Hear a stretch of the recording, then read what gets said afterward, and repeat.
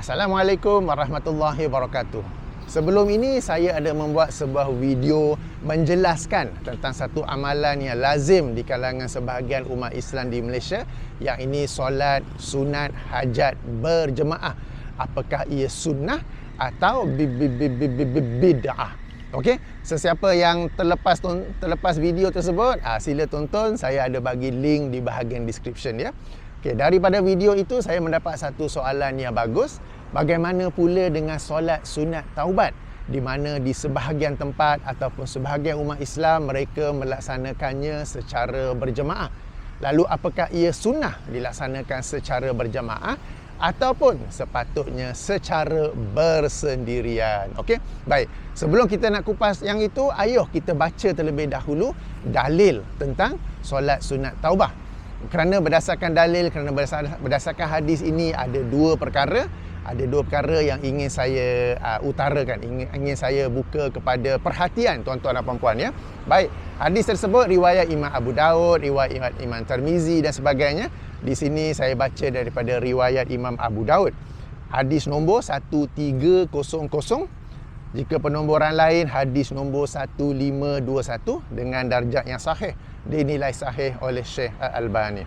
Daripada Abu Bakar As-Siddiq radhiyallahu anhu, beliau berkata, sami'tu Rasulullah sallallahu alaihi wasallam yaqul, aku mendengar Rasulullah sallallahu alaihi wasallam bersabda, ma min abdin, tidaklah seorang hamba, yuznibu zanban, berdosa dengan satu dosa ataupun melakukan satu perbuatan dosa, fayuhsinu tuhura, lalu dia memperbaguskan wuduknya, summa yaqumu, kemudian dia berdiri, fayusalli rakataini, lalu dia solat 2 rakaat, summa yastaghfirullah, kemudian dia meminta ampun daripada Allah Subhanahu wa taala, illa ghafarallahu lahu, melainkan Allah mengampunkan baginya.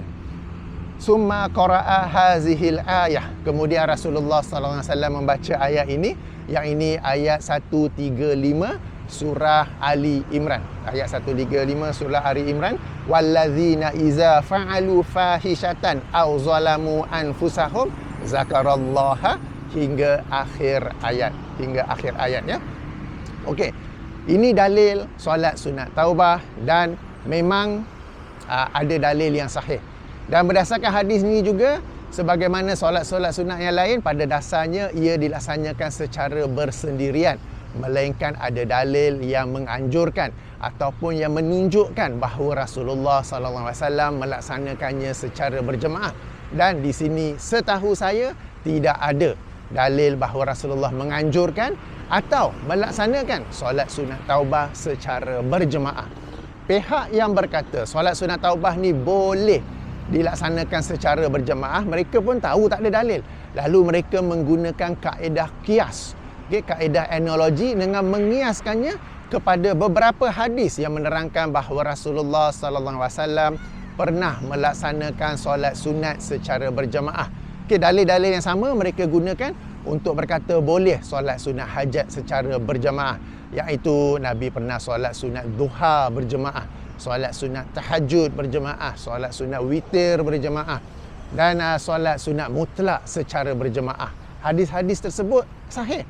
Okey, sekali lagi, hujah kita terhadap penghujahan tersebut sama saja. Yang pertama, kita memang menerima qiyas sebagai salah satu sumber hukum dalam Islam, tetapi qiyas itu hendaklah diletakkan pada tempat yang betul, iaitu apa? Ia digunakan untuk memberi hukum ke atas satu isu yang baru timbul, selepas wafatnya Rasulullah sallallahu alaihi wasallam, setelah terhentinya wahyu. Dan hukum itu diberi dengan mengaitkan, dengan menghubungkan dengan satu isu seumpama yang ada pada zaman Rasulullah sallallahu alaihi wasallam, berdasarkan kesamaan ilat antara satu sama lain. Adapun untuk solat sunat hajat, dia bukan isu baharu, ia sudah ada pada zaman Rasulullah sallallahu alaihi wasallam, sebagaimana hadis yang kita baca. Kita nak kata kesamaan ilat, kita tak tahu ilat di sebalik sesuatu ibadah, hanya Allah yang tahu. Adapun dalam urusan muamalah, adapun dalam urusan jual beli, dalam urusan-urusan lain kita boleh tahu.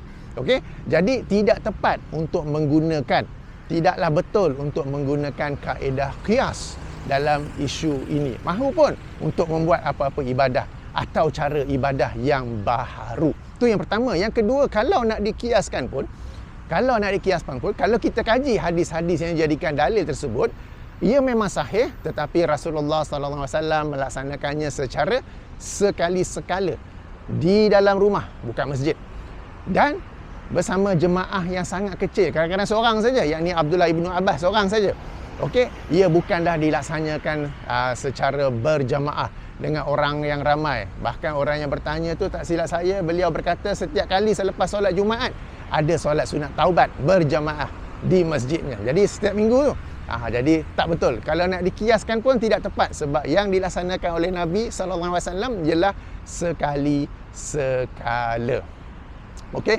Jadi berdasarkan ini kita berkata ia bukanlah sunnah tetapi bid'ah.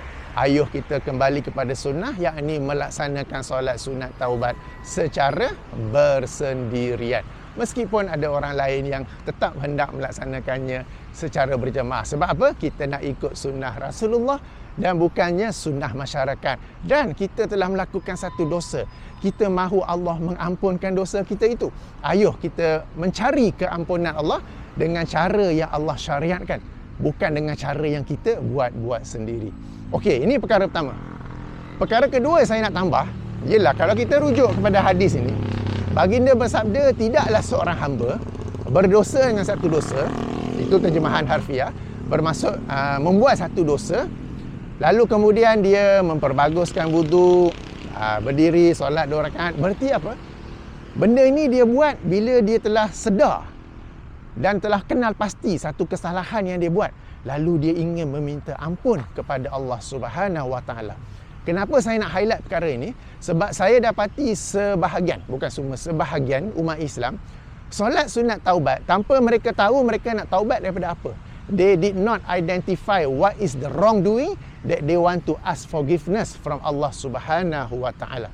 Kadang-kadang ada pakar motivasi yang anjurkan, setiap hari selepas solat duha sembahyang sunat taubat. Taubat daripada apa? Tak apa, sembahyang je.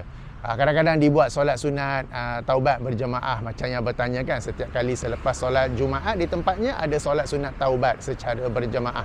So mereka tu ramai-ramai jemaah tu, katakan 3,000, 5,000 kan, dia orang bertaubat daripada apa? Dan bila kita tak tahu bertaubat daripada apa, tu yang taubat tu jadi tidak efektif, akan ulang-ulang balik sebab dia tidak tahu dia bertaubat daripada apa. Berbeza dengan seorang yang buat kesalahan. Saya bagi contoh seorang yang duduk-duduk, dia buka PC dia tengok gambar-gambar pornografi. Kemudian dia sedar, yang ni salah ni, I shouldn't be doing this.